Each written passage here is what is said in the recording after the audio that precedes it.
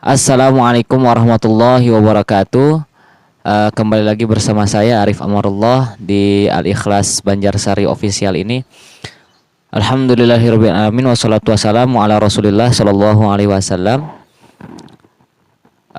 Pada kesempatan kali ini kita akan melanjutkan ya kajian yang kemarin. Kemarin kan tentang najis. Maka sekarang kemarin tentang macam-macam najis. Untuk hari ini kita akan membahas tentang pembagian najis. Oke, pembagian najis ada dua ya. Najis itu ada dua, secara warna, rasa, dan baunya itu terbagi menjadi dua. Ada yang ainiyah, ada yang hukmiyah. Apa perbedaan kedua antara hukmiyah dan ainiyah? Perbedaan antara ainiyah dan hukmiyah. Yang pertama, ainiyah. Ainiyah itu najis yang mana mempunyai rasa, bau, juga warna. Akan tetapi jika hukmiyah itu tidak mempunyai, najis yang tidak mempunyai warna dan juga tidak mempunyai bau dan juga tidak mempunyai rasa ya. Ini untuk teksnya ya. Selanjutnya pembahasan tentang ini juga.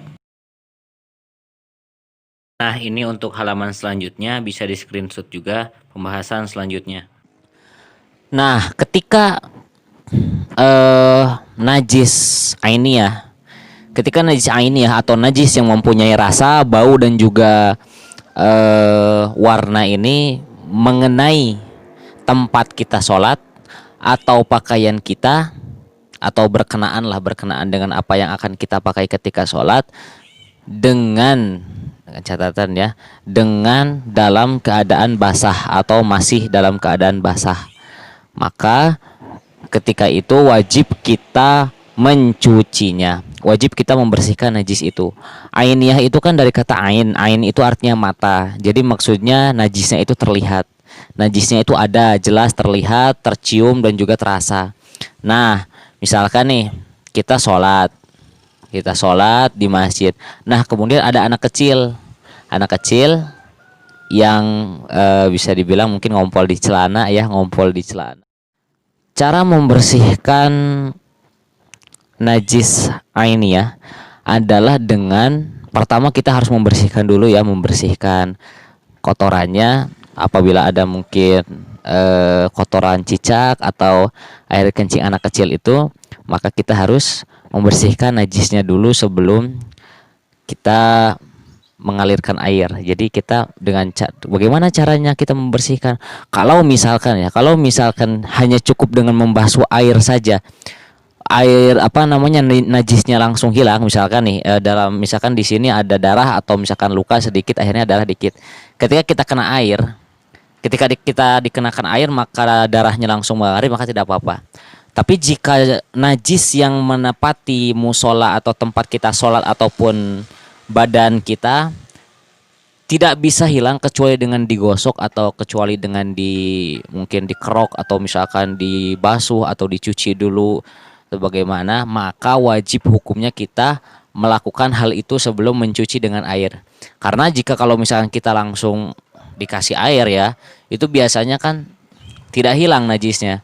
Jadi kita harus kerok dulu, biasanya dikerok sedikit. Misalkan ada darah di sini, ada darah, misalkan agak digini-gini kan, agak dikerok seperti ini biar kalau misalkan pas kena air langsung hilang. Karena kalau misalkan kita langsung dikocorkan atau dikocorkan itu dialirkan langsung airnya, maka itu tidak bisa menghilangkan darahnya secara langsung. Biasanya suka ada sisa kuning-kuning, sisa dari merah.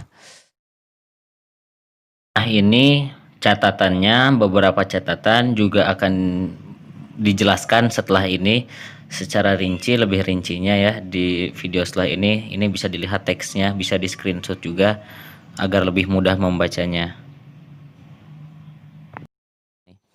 Ada darah di sini nih, misalkan ada darah tadi di sini ya. Kemudian kita sudah cuci, ternyata sudah berkali-kali dicuci sampai basah, sudah digesek pakai sikat, tetap aja belum hilang najisnya, maka ketika itu boleh untuk membiarkannya saja. Yang penting kita sudah melakukan usaha kita dan tidak ada cara lain kecuali dengan memotong bagian yang di sini. kecuali dengan cara memotong bagian yang di sini baru bisa lepas gitu. Maka dari itu nggak usah dipotong, cukup dicuci sampai sebisanya, sampai hilang itu kan. Nah, kemudian ini penjelasannya tentang bolehnya membiarkan najis apabila memang sudah tidak bisa ada cara lain lagi ya selain memotong. Ini karena panjang bisa di screenshot saja agar lebih mudah dibacanya, oke?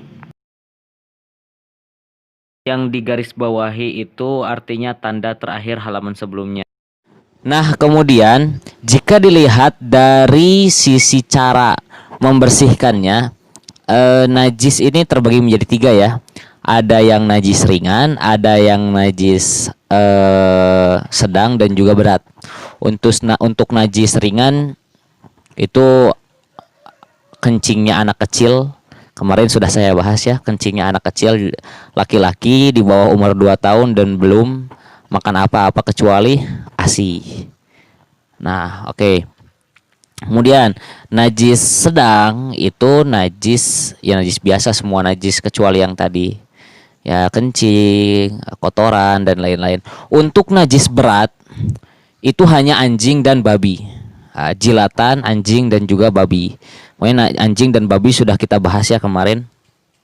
Jadi anjing dan babi itu najisnya najis mughaladhah atau najis yang berat, yang mana kalau kita kena jilatan anjing, maka kita harus membersihkan bagian yang terkena najis itu dengan 7 kali basuhan, yang mana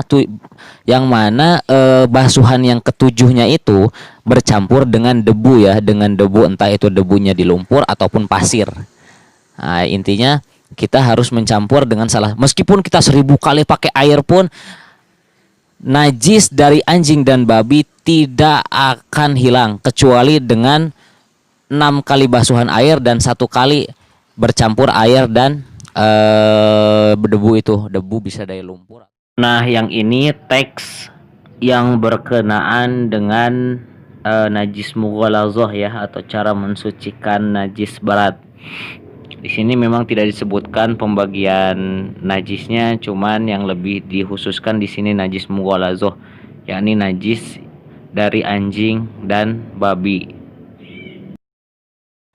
Nah, kemudian untuk yang kedua adalah najis hukmiyah. Ya, najis yang tidak mempunyai rasa dan juga tidak mempunyai bau dan warna. Untuk najis hukmiyah ini ya memang karena tidak mempunyai warna, bau dan juga rasa. Biasanya seperti air kencing ya, air kencing yang sudah kering di sejadah ataupun najis-najis yang lain juga. Bagaimana kita cara membersihkannya? Cukup dengan mengalirkan air 1 kali. Cukup kita dengan mengalirkan air 1 kali. Cuman kalau misalkan kita mengira, kita tahu misalkan oh ini najisnya ini yakin nih pasti bekas kencing anjing atau babi ya, pokoknya jilatan anjing atau babi.